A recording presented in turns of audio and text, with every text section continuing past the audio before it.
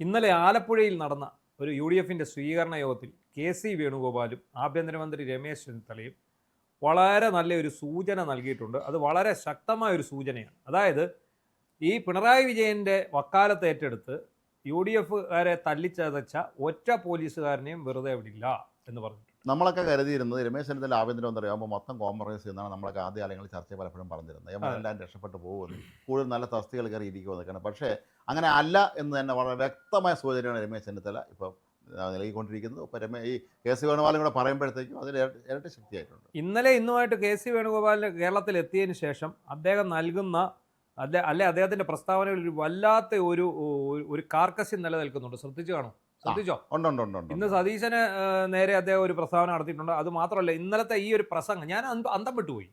കാരണം അദ്ദേഹം പച്ചയ്ക്ക് പറഞ്ഞിരിക്കുകയാണ്, ഒറ്റ ഒരുത്തനെ വെച്ചേക്കത്തില്ല.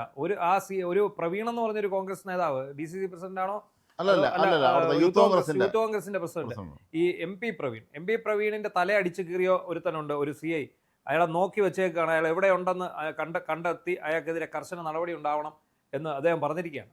അത് നല്ലതാണ്. കാരണം ഇത് പ്രതികാരം വീട്ടലൊന്നും അല്ല.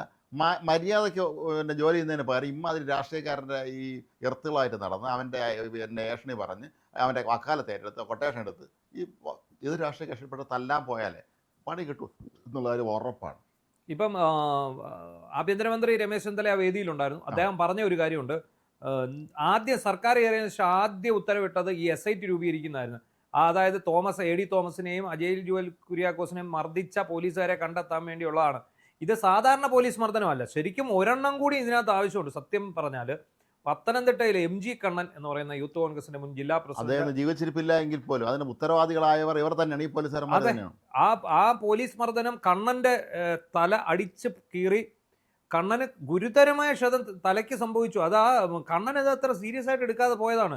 എന്ത് സംഭവിച്ചു എന്ന് ചോദിച്ചു കഴിഞ്ഞാൽ അത് ആ ഒരു തലയോട്ടിക്ക് പൊട്ടലുണ്ടായി. ആ ഒരു മർദ്ദനത്തിൽ ഒരു മനുഷ്യൻ തലയോട്ടിക്ക് പൊട്ടലാണെന്ന് എങ്ങാതിരി ആയിരിക്കും അടിച്ചിട്ടുള്ളത് നമ്മൾ സങ്കല്പിച്ചു. തലയോട്ടി ഏറ്റവും കട്ടിയുള്ള ഒരു സാധനമാണ്, അവിടെ അടിച്ച് പൊട്ടിച്ചു എന്ന് പറയുമ്പോൾ അല്ല, അത് സംബന്ധിച്ച് ഒരു ചർച്ചയും വരുന്നില്ല. കാരണം അതിനകത്ത് കണ്ണന്റെ മരണകാരണമായിട്ട് പറയുന്നത് പെട്ടെന്നുണ്ടായ ഒരു ബ്രെയിൻ സ്ട്രോക്ക് വന്നാണ് അദ്ദേഹം പെട്ടെന്ന് മരിച്ചത് എന്നാണ് പറയുന്നത്. പക്ഷേ ആ വളരെ ആരോഗ്യവാനായ ചെറുപ്പക്കാരൻ, യാതൊരു കുഴപ്പമില്ല, ഊർജ്ജസ്വലനായ ചെറുപ്പക്കാരൻ, എല്ലാ ദിവസവും ഞങ്ങൾ തമ്മിൽ കാണാറുണ്ടായിരുന്നു. എല്ലാ ദിവസവും. കാരണം രാവിലെ ഞാൻ ഇങ്ങനെ വ്യായാമത്തിനായിട്ട് സൈക്കിൾ ഓടി പോകുമ്പോൾ കണ്ണൻ ഇങ്ങനെ നമ്മുടെ പത്തനംതിട്ട സ്റ്റേഡിയത്തിൽ നടക്കാൻ പോയിട്ട് കാറേ വരും, വഴിക്ക് വെച്ച് കാണും. ഞങ്ങൾ തമ്മിൽ ഒരുപാട് സംസാരിക്കാറുണ്ട്. അപ്പോൾ പക്ഷേ ഈ അടി കിട്ടിയതിന് ശേഷം എന്നോട് 2-3 തവണ, ചേട്ടാ തലയ്ക്ക് ഒരു വല്ലാത്ത പെരുപ്പ് പോലുണ്ട്, ഭയങ്കര അടിയാണ് കിട്ടിയത്, അത് ഒരു വല്ലാത്ത അടിയായിപ്പോയി. അടി മാത്രമല്ല, ഒരു റിമാൻഡ് ചെയ്യുകയും ചെയ്തു. എനിക്ക് തോന്നിയിട്ടുള്ളത് കണ്ണൻ അദ്ദേഹം അന്ന് ഞാൻ അത് ഒരു ഭേദമാകുമോ, തിരുവനന്തപുരത്ത് ശ്രീചിത്ര മെഡിക്കൽ സെൻ്റർ അങ്ങനെയൊക്കെ ഏതെങ്കിലും പ്രധാനപ്പെട്ട ഒരു റിസർച്ച് ഇൻസ്റ്റിറ്റ്യൂട്ട് പോലെ സ്ഥലത്ത് ചികിത്സിച്ചിരുന്നെങ്കിൽ കുറച്ചുകൂടെ അദ്ദേഹം ജീവിച്ചിരിക്കാമായിരുന്നു എന്ന് തോന്നിയിട്ടുണ്ട് കാണുമ്പോൾ. തലച്ചോറിനേറ്റ ക്ഷതമല്ലേ, പതുക്കെ അയാളെ മരണത്തിലേക്ക് അയച്ചു. അയാളുടെ ശാരീരിക നിൽക്കുന്ന നിപ്പിൽ കുഴഞ്ഞു വീഴുമായിരുന്നു. കുഴഞ്ഞു വീണ ഒരാൾക്ക് സ്ട്രോക്ക് വരുന്നത് BP ഉള്ള ഒരാളല്ല.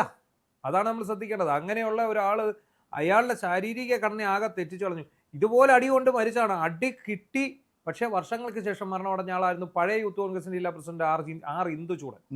അതായത് നമ്മുടെ വിജയ് ഇന്ദുചൂടന്റെ, ഇപ്പോഴത്തെ യൂത്ത് കോൺഗ്രസിന്റെ പത്തനംതിട്ട ജില്ലാ പ്രസിഡന്റിന്റെ അച്ഛൻ ആർ ഇന്ദുചൂടൻ സഹിച്ച വേദന, അതിനെക്കുറിച്ച് വിജയ് തന്നെ എഴുതിയിട്ടുണ്ടായിരുന്നു ഫേസ്ബുക്കിൽ. അച്ഛന്റെ നിലവിളി കേൾക്കാതെ ഞാൻ ഉറങ്ങിയിട്ടില്ല എന്നാണ് പറയുന്നത്. എല്ലാ ദിവസവും അദ്ദേഹത്തിന് ഇരിക്കാനും കിടക്കാനും എന്തും വേണ്ടി അദ്ദേഹത്തിന്റെ ഭാര്യ അത് എന്തും വേണ്ടി അനുഭവിച്ചെന്നറിയാം. അവര് ഈ മനുഷ്യനെ കാരണം ഇദ്ദേഹം ഒരു നല്ല ഒരു പ്രവർത്തകനായിരുന്നു, തീപ്പൊരി നേതാവായിരുന്നു യൂത്ത് കോൺഗ്രസ്. ഞങ്ങളുടെയൊക്കെ ഒരു ഹീറോ ആയിരുന്നു പുള്ളി.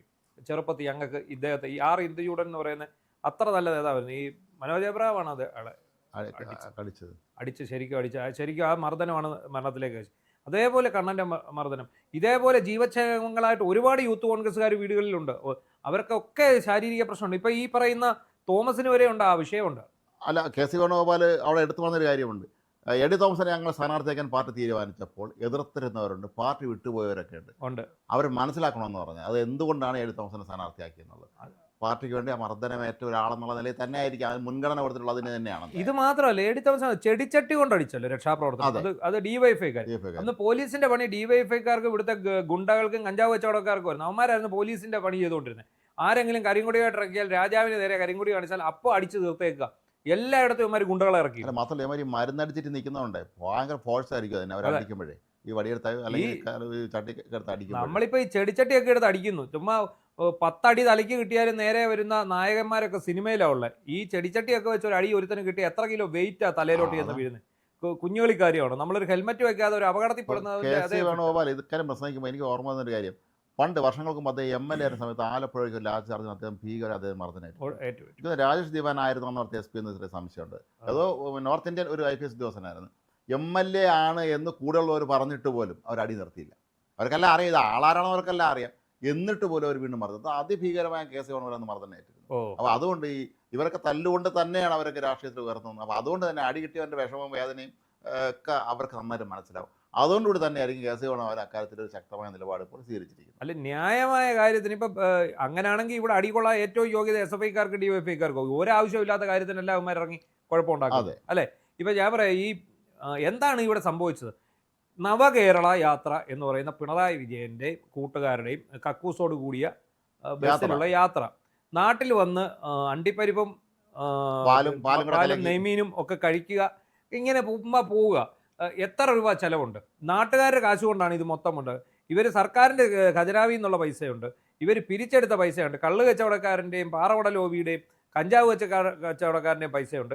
ഇതെല്ലാം മേടിച്ച് തിന്ന് ഇവരൊരു ഉല്ലാസയാത്ര, അതും വലിയ AC ബസ്സിൽ മുമ്പിൽ ക്യാപ്റ്റൻ ഇരുന്നിട്ട് ലിഫ്റ്റുള്ള വണ്ടി, കക്കൂസുള്ള വണ്ടി, അദ്ദേഹത്തിന് ഇരിക്കലെ അദ്ദേഹത്തിൻ്റെ ശാരീരിക ആവശ്യങ്ങൾ നിറവേറ്റണം, അങ്ങനെയൊക്കെയുള്ള കാര്യങ്ങളുണ്ട്.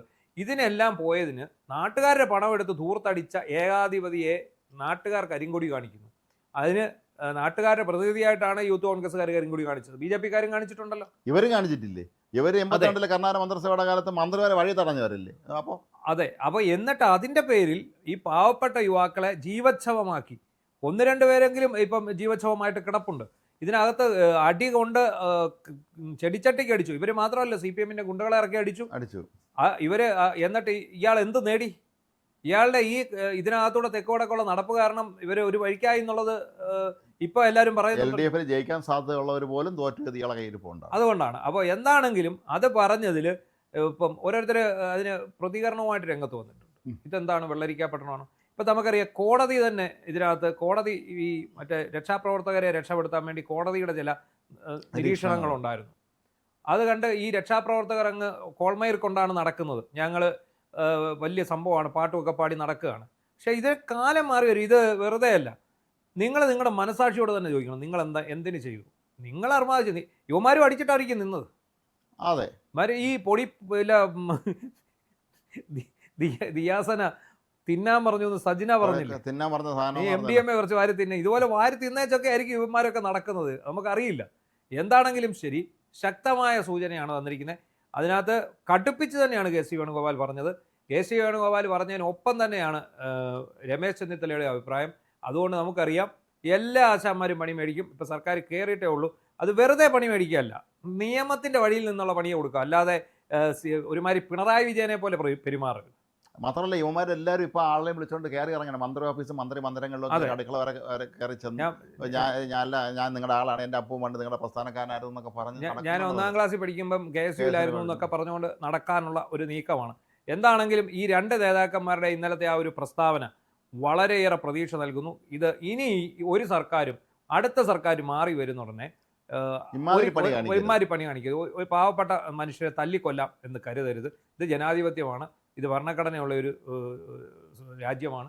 അതനുസരിച്ച് ഇവിടെ പ്രതിഷേധിക്കാനുള്ള അവകാശം എല്ലാവർക്കും ഉണ്ട്. അനാവശ്യ കാര്യത്തിനല്ല അവർ പ്രതിഷേധിച്ചത്, കൃത്യമായ കാര്യത്തിൽ. എന്താണെങ്കിലും ഇവരെ നമ്മൾ അഭിനന്ദിക്കുന്നു.